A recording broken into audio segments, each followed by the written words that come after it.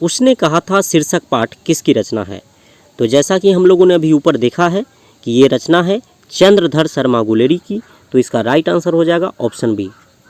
Next है आपका question number 2, उसने कहा था साहित्य की कौन सी विधा है? देखिए साहित्य की विधा का अर्थ होता है कि ये रचना किस प्रकार की रचना है, कहानी है, कविता है, निबंध है, व्यंग्य है, क्या है?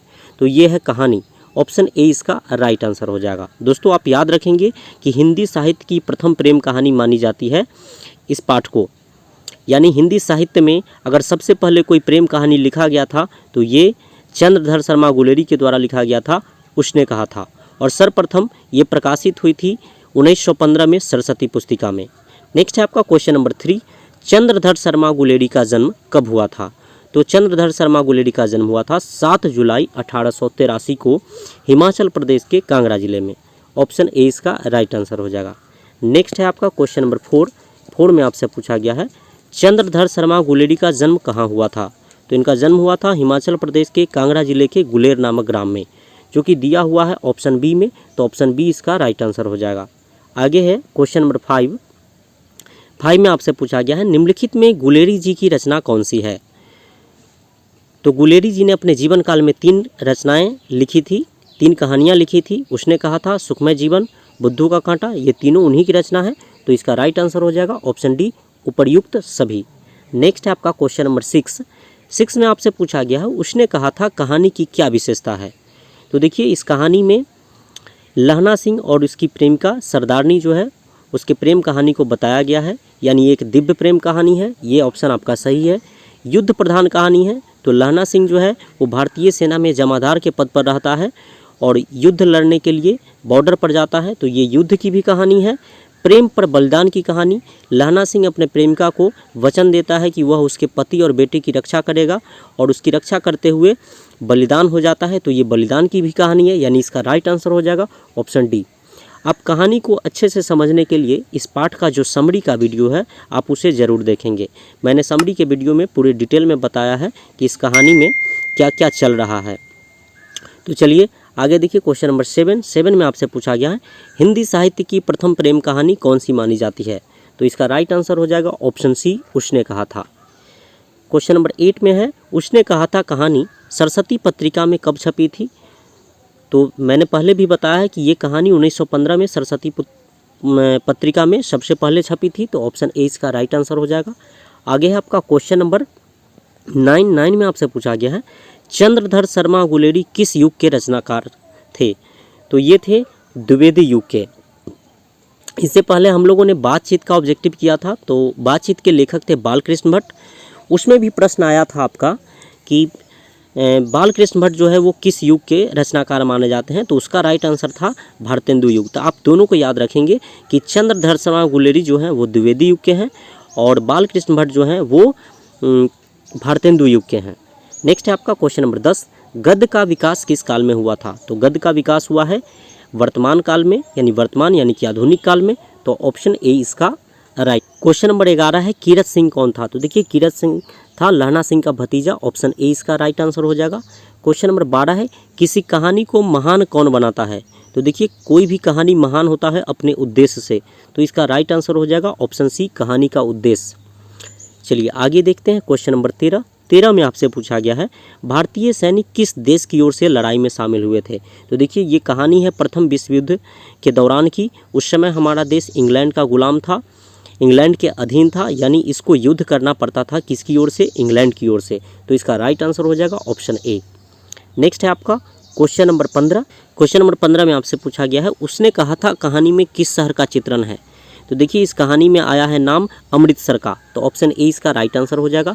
लहना सिंह का ननिहाल अमृतसर में रहता है और इसकी प्रेमिका जो है सरदारनी उसका भी ननिहाल अमृतसर में रहता है, दोनों अमृतसर में ही मिलते हैं, तो इसका राइट आंसर हो गया ऑप्शन ए। नेक्स्ट है आपका क्वेश्चन नंबर 16, लहना सिंह के गांव का क्या नाम था? तो देखिए लहना सिंह के गांव का नाम था माझे, ऑप्शन बी इसका राइट आंसर हो जाएगा।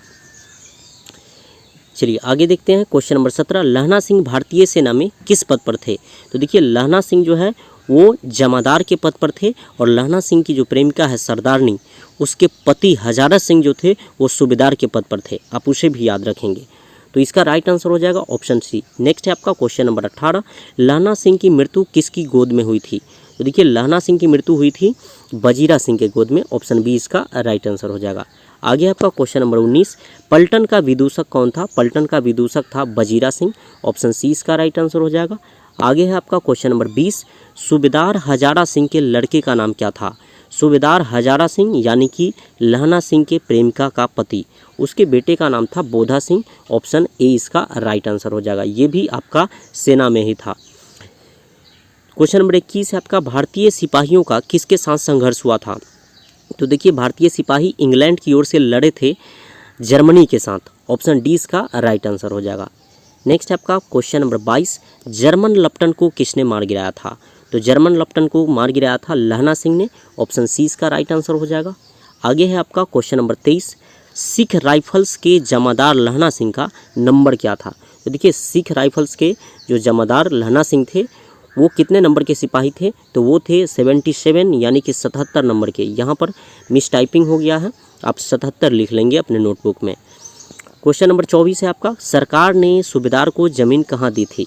तो सरकार ने सूबेदार को लालपुर में ज़मीन दी थी, इसका राइट आंसर हो जाएगा ऑप्शन डी। नेक्स्ट है आपका क्वेश्चन नंबर 25, उसने कहा था कहानी कब प्रकाशित हुई थी? तो मैंने पहले भी बताया है कि ये कहानी सबसे पहले प्रकाशित हुई थी सरस्वती पत्रिका में 1915 में, ऑप्शन सी इसका राइट आंसर हो जाएगा। आगे है आपका क्वेश्चन नंबर 26, कौन सा निबंध गुलेरी जी की रचना नहीं है? तो इसका राइट आंसर हो जाएगा ऑप्शन बी, मजदूरी और प्रेम। नेक्स्ट है आपका क्वेश्चन नंबर 27, कुरमाई का क्या अर्थ होता है? देखिए कुरमाई का अर्थ होता है सगाई यानी कि इंगेजमेंट, मंगनी। लहना सिंह जब भी अपने प्रेमिका से मिलता था बचपन में तो उससे एक प्रश्न पूछता था, क्या तेरी कुरमाई हो गई? तो उसका अर्थ होता है क्या तेरी सगाई हो गई। तो यहाँ पर राइट आंसर हो जाएगा ऑप्शन ए। चलिए आगे देखते हैं क्वेश्चन नंबर 28, गुलेरी जी किस गांव के मूल निवासी थे? तो गुलेरी जी गुलेर नामक गांव के थे, इसलिए इनका नाम गुलेरी है, ऑप्शन बी इसका राइट आंसर हो जाएगा। आगे है क्वेश्चन नंबर 29, उसने कहा था कहानी कितने भागों में विभक्त है? यानी उसने कहा था कहानी कितने भागों में लिखी गई है? तो जब आप टेक्स्ट बुक को देखेंगे तो आप देखेंगे कि ये कहानी 5 भागों में बटी हुई है, भाग 1, भाग 2, भाग 3 ऐसा करके 5 भागों में बटी हुई है, इसका राइट आंसर हो जाएगा ऑप्शन डी। क्वेश्चन नंबर 30, उसने कहा था किस प्रकार की कहानी है? तो देखिए ये कहानी है कर्म प्रधान, ऑप्शन बी। क्वेश्चन नंबर 31 में आपसे पूछा गया है पुरानी हिंदी किसकी रचना है? तो देखिए ये रचना है चंद्रधर शर्मा गुलेरी की, तो इसका राइट आंसर हो जाएगा ऑप्शन सी। नेक्स्ट है आपका क्वेश्चन नंबर 32, कीरत सिंह कौन था? तो देखिए ये कीरत सिंह लहना सिंह के भतीजा थे, तो ऑप्शन बी इसका राइट आंसर हो जाएगा। अगला है आपका, बचपन में लहना सिंह लड़की से बार बार कौन सा प्रश्न करता था? तो देखिए लहना सिंह जब भी मिलता था अपनी बचपन की प्रेमिका से यानी उस लड़की से, तो एक ही प्रश्न पूछता था, क्या तेरी कुरमाई हो गई? यानी क्या तेरी सगाई हो गई? और वो लड़की जो है वो धत कहकर चली जाती थी। आप इसे भी याद रखेंगे। तो ऑप्शन सी इसका राइट आंसर हो गया, तेरी कुरमाई हो गई। आगे है, लप्टन साहब सूबेदार को कितने आदमी खंदक में छोड़ जाने को कहता है? तो इसका सही जवाब है ऑप्शन बी, 10 आदमी। आगे है आपका क्वेश्चन नंबर 35, अमृतसर में लहना सिंह के कौन थे? तो देखिए अमृतसर में लहना सिंह के मामा रहते थे, ऑप्शन सी इसका राइट आंसर हो जाएगा। चलिए अगला है, लहना सिंह सूबेदार को वापस बुलाने के लिए किसे भेजता है? तो बजीरा सिंह को भेजता है, ऑप्शन ए इसका राइट आंसर हो जाएगा। नेक्स्ट है आपका क्वेश्चन नंबर 37, सूबेदार ने अपने पति एवं पुत्र की रक्षा के लिए किससे कहा था? सूबेदारनी ने अपने पति एवं पुत्र की रक्षा के लिए किससे कहा था? तो देखिए सूबेदारनी कौन है? तो लहना सिंह की प्रेमिका है। वो लहना सिंह को जाने के समय कहती है कि किसी भी कीमत पर मेरे पति और बेटे की रक्षा करना, यानी उसे वचन लेती है कि मेरे बेटे और पति की रक्षा तुम युद्ध भूमि में करोगे। और लहना सिंह वचन भी निभाता है, उसके पति और बेटी की रक्षा करते हुए वो शहीद हो जाता है। तो ये किससे वचन लेती है, किसको कहती है? लहना सिंह को, ऑप्शन बी इसका राइट आंसर हो जाएगा। 38 में आपका, लहना सिंह का सिर अपनी गोद में लेकर कौन बैठा था? तो बजीरा सिंह बैठा हुआ था, ऑप्शन सी इसका राइट आंसर हो जाएगा। नेक्स्ट है आपका क्वेश्चन नंबर 39, किस पाठ में आया है और अब घर जाओ तो कह देना कि मुझे जो उसने कहा था मैंने कर दिया? तो दोस्तों ये आपका हृदय की आवाज़ है किसकी? तो लहना सिंह की। लहना सिंह जब मरने लगता है, उसके प्राण छूटने लगते हैं, तो उस समय उसके दिल से यही आवाज़ निकलती है कि अब घर जाओ तो कह देना कि उसने जो मुझसे कहा था मैंने कर दिया, यानी उसने जो अपने प्रेमिका को वचन दिया था उसे निभा दिया, यही उसके आत्मा से आवाज़ निकलती है। तो ये आया है इसी कहानी में, यानी उसने कहा था, इसका राइट आंसर हो जाएगा। आज का लास्ट क्वेश्चन, क्वेश्चन नंबर 40, बुद्धू का कांटा किसकी रचना है? तो मैं पहले भी बता चुका हूँ कि चंद्रधर शर्मा गुलेरी ने केवल 3 कहानियाँ ही लिखी थी। उसने कहा था सुखमय जीवन और बुद्धू का कांटा, तो ये रचना है चंद्रधर शर्मा गुलेरी की। ऑप्शन बी इसका राइट आंसर हो जाएगा। तो आज के लिए बस इतना ही था। अंत तक वीडियो को देखने के लिए बहुत बहुत धन्यवाद। अगर आप चाहते हैं कि